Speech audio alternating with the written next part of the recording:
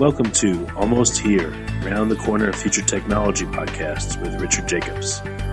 Future technologies poised to transform our lives for better or worse are the focus of this podcast. Almost here means these technologies are now here and starting to be used, or just around the corner, from Bitcoin to artificial intelligence, 3D printing, blockchain, virtual reality, and more. Hello, everyone, and welcome to Future Tech Podcast. I'm your host, Juliette Lamar, and joining us today is Monika Proffitt. She is the founder and CEO of Rise Housing. Welcome, Monika. Thank you for coming on the show. Thank you so much for having me, Juliette. So I'm excited to hear all about what Rise Housing is. So why don't you let me and the listeners in on what you guys are doing?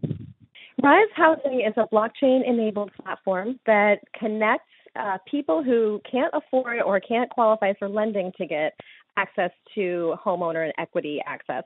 It allows them to connect with people who are looking for liquidity, who own real estate assets and want to be able to pull some of their equity out of their property without having to go back and get a home equity loan. So ultimately, it helps people connect directly to have equity access and liquidity access on both sides of that equation. That's fantastic. And, almost every day I hear people talking about how it's so difficult to get into real estate, and it's just becoming more and more difficult. And even with finding credit for credit cards and just the simple things of that, it's getting harder and harder. Oh, yeah. The 30-year fixed mortgage is a product that was invented a long time ago for the company man of the 1950s. It used to be that you go out and you get a job and you get married and you have a kid and you get a house because you get a mortgage. And that 30-year mortgage is great because then when it comes time to retire from that same job you've had the whole time, then your mortgage is up and you finally own your own home and everything's fine. You can go on to your, predictable fixed income that came from your pension as well as your Social Security income, and it's all good. But that's just not the reality anymore. And that product is a great product for that particular person. But since that's not the demographic, how do we end up serving, a millennial market, a new market that's come where you have to be very agile, you have to change locations to change jobs, you have to be willing to move, or you want to move? We have global citizenry now, and that's just not what a 30-year fixed mortgage was intended to serve. So now if somebody does, if they even are able to put all the money down that they need to and qualify for that lending, and their student loan debt hasn't disqualified them from taking on more debt for a home, they'll likely end up moving within 5 or 10 years, and they've paid mostly interest on that product. So in the end, they don't really even capture a lot of the equity that they would want to capture because you don't really start making great progress on your mortgage until the second 2/3 of it. Wow. It's so true. Like you're saying this, and I'm like, yep. And we all think, well, that's just the way it is, but it doesn't have to be. When I did a comparison for just equity access, and I think people do get a little bit mixed up on what's equity access versus affordable housing. I'm talking about people's opportunity to use their money to invest early in life, and that's really a huge part of what stabilizes the middle class. And that's what stabilized our country. And without that stabilizing factor, we're seeing the middle class drying up, and we're seeing opportunities for long-term, good, leveraged investments not there for younger consumers. And if we watch that continue to play out, we're going to watch the middle class dwindle more and more and more. And without another backup plan or another way to look at wealth and look at opportunity in the economy, we're just going to watch ourselves slip back from our really dominant position in the global economy. I just don't really think that we need to continue to watch wealth grow rapidly at the top and have fewer and fewer opportunities to even secure, a home ownership or access to a really good asset class like real estate. I just don't think that the mechanisms we have anymore are serving the population that we've become. That is so true. And, more and more, I feel like owning a home is a thing of the past. And like you said, it doesn't have to be, but that is the mindset moving forward because it just seems so unobtainable. And, it's funny you should just call it owning a home because I think that's how most people have thought of it. Because the way that banks wrapped that all together, it was, you get the psychology of king of your castle, right? That's also totally perpetuated by this movement into suburbia, away from dense, vibrant, diverse neighborhoods. So we watched one type of movement happen, and now we're watching more and more people moving back into cities rapidly. And that's a global phenomenon that's been going on for several decades now, and it's only going to accelerate. So addressing issues that have to do with breaking that psychology apart, where you're not the king of your castle, you may end up living in an apartment building with lots of people who don't look and sound like you, they don't eat food like you eat, but you know what? You're part of the whole globe now. You're not going to live in this isolated suburban environment where everybody seems to be just like you, and you get this bank lending situation where because you had enough money probably from your parents to put down on that property, now you get to continue to live in that isolation. It's not even what people want to do anymore, much less what is sustainable. And so if we break that apart, one of the features that people were sold on that they were given is, with this mortgage, you will be able to be the king of your castle. You will also be able to do what you want inside of it. You will also be able to have it appreciate at a very stable rate because your environment is something that's very predictable to you. And then in the end, you'll be able to lend against it, and you'll be able to leverage it and help your children, or liquidate it and then help your children as well. That's the plan as it was kind of promoted. But if you break that up now, people are living in cities that are very vibrant, where the idea of the king of your castle is something. I mean, how do you have a castle in such a dense environment? Everybody understands that you have to be quiet. The neighbors are on the other side of the wall, for example. So our environment is changing, and our psychology is changing with it. And with that, our need to be able to go to a place because the jobs are better there. That's going to constantly be the case. Now the average worker changes careers completely 4 times in the course of their career. That wasn't the case for the company man who got a 30-year fixed mortgage. So now if you break that apart, the one missing piece is, how does a new young person just starting out in the working environment, how do they get access to that appreciating asset that they used to get when they got the company job and they got the mortgage in the house? Now in this vibrant, diverse, and really dynamic environment, we need to be able to take our equity with us. It doesn't have to be tied to the home we live in, but it should be available to us to purchase and own shares of. And that's really what the premise of Rise Housing is about. We're just securitizing buildings so that, from the seller's perspective, you don't have a $10 million apartment building and you have to seek somebody who can pull $10 million together to buy it. You can now put that on a marketplace and turn it into 10 million small dollar shares and let 10 million buyers buy it. And so you can still get your equity without having to wait for long closing times and for that one special buyer who's got all that wealth. So the transfer of the wealth goes from one $10 million seller to a $10 million buyer. Now we can watch that wealth start to have an entry point for the $1 or $100 or $1,000 buyer. And it's still going to be the same good, solid asset in a dynamic environment. It just may not take on the shape of what a 30-year fixed mortgage used to sell people, and by the way, sell people at quite an interest rate. Oh, definitely.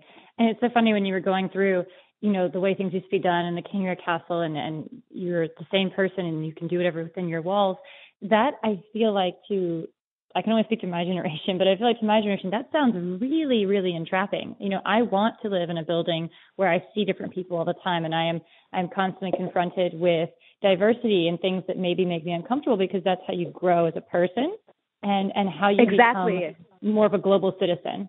Yeah, and a growth mindset. I think really what you're speaking to is a growth mindset versus a fixed mindset. And that's something that is also new. It's not something that's been taught in schools necessarily, but it's definitely come up because we're now in a cultural revolution where we're teaching each other faster than we're able to be taught by one centralized place. Decentralization, I think, is already long been here before blockchain. And I think of it in terms of even Twitter. 140 characters we now know is a lot more powerful than we first thought, but it's not a heavily regulated space.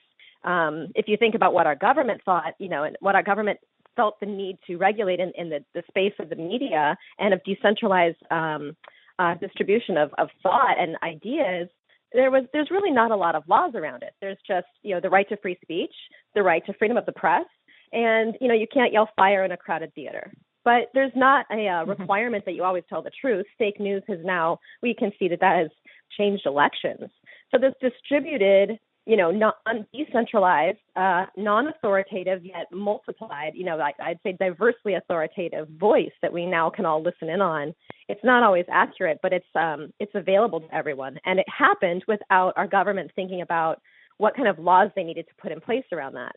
Now, if you look at the other side of this, where we see blockchain enabling great decentralization in terms of an economic mobility, where people are seeing through securitization and blockchain technology, it's going to be decentralized and people can access all kinds of investments in the same, an equivalent of 140 characters, a very small increment amount, which means it's distributed, it's available, and it's accessible to the small increment investor. But there's a lot of regulation around that because we've kind of lived through some of the catastrophic events that could show, like, you need to protect the consumer. You can't have bad investments available to people. So it's this very regulated space that hasn't really caught up to really what blockchain is, which is, I think, kind of the Twitter of investment.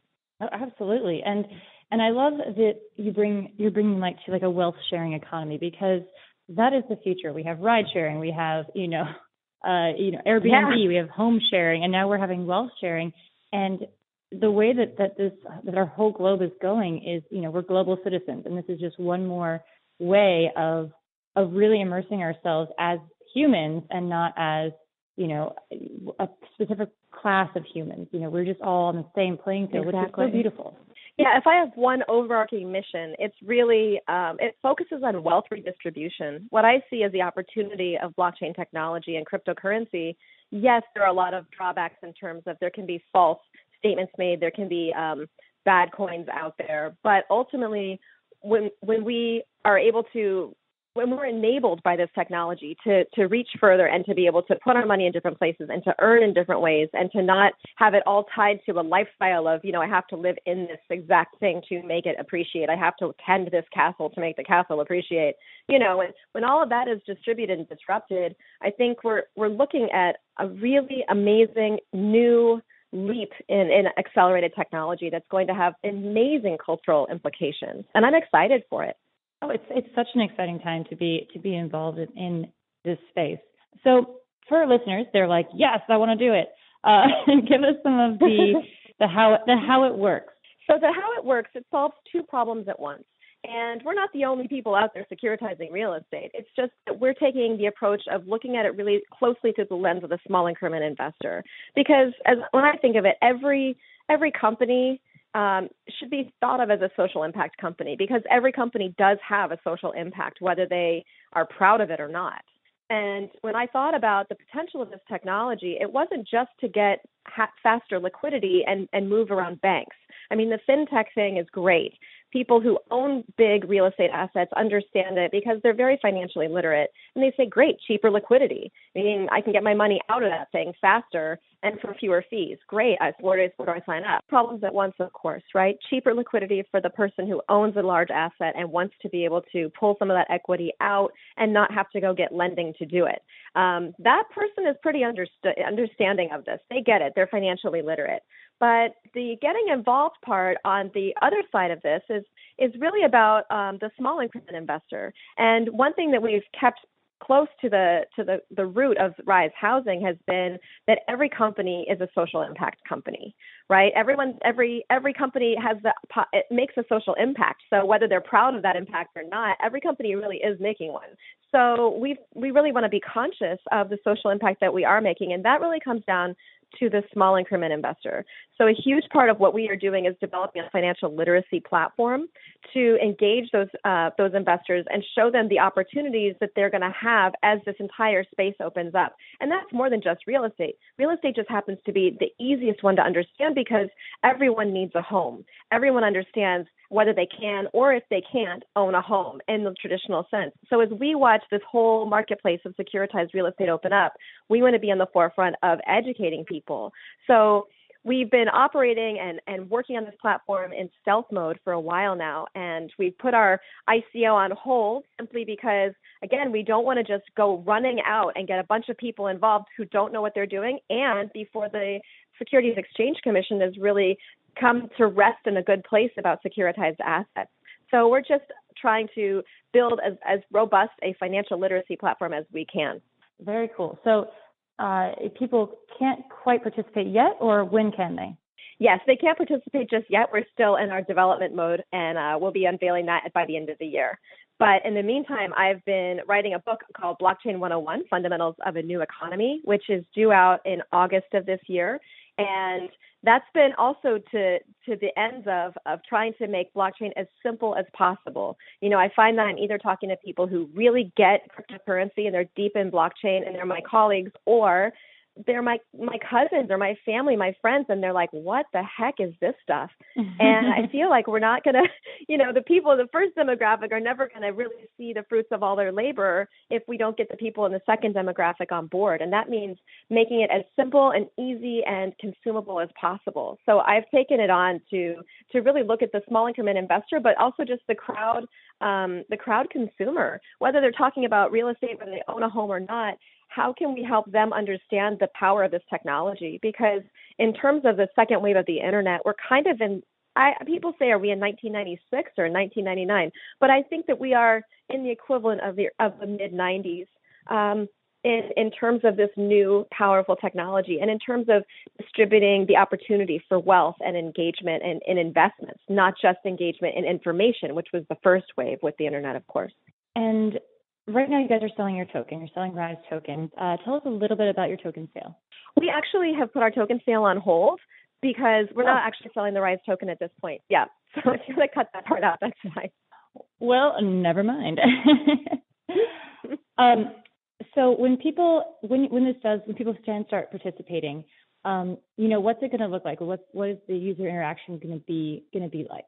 So here is the letter that I can't wait to slide under a tenant's door.